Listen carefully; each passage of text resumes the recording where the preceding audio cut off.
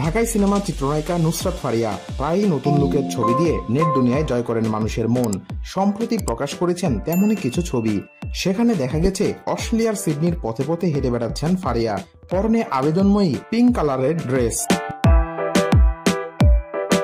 নিজের ফেসবুক আইডিতে ছবিগুলো শেয়ার করে তিনি একটি ক্যাপশন লিখেছেন, যার অর্থ দাঁড়ায়, সেই শেষ দিন আমি মন দিয়ে কাঁদবো বলে ঠিক করলাম। সেই সকালের পর আমি এই ফুলের মতোই ফুটেছিলাম।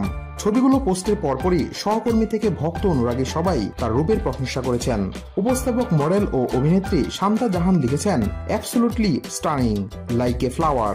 জান্নাতুল ফেরদৌস নামে এক ভক্ত লিখেছেন, তুমি সুহাসিনী, তুমি মায়াবতী। সুজন মাঝি নামের আরেকজন লিখেছেন, তুমি ফুলের মতো সুন্দর নুসরাত।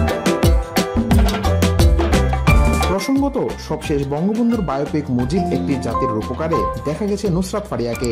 শ্যাম বেনেগাল পরিচালিত সিনেমাটিতে শেখ হাসিনার চরিত্রে অভিনয় করেছেন এই অভিনেত্রী।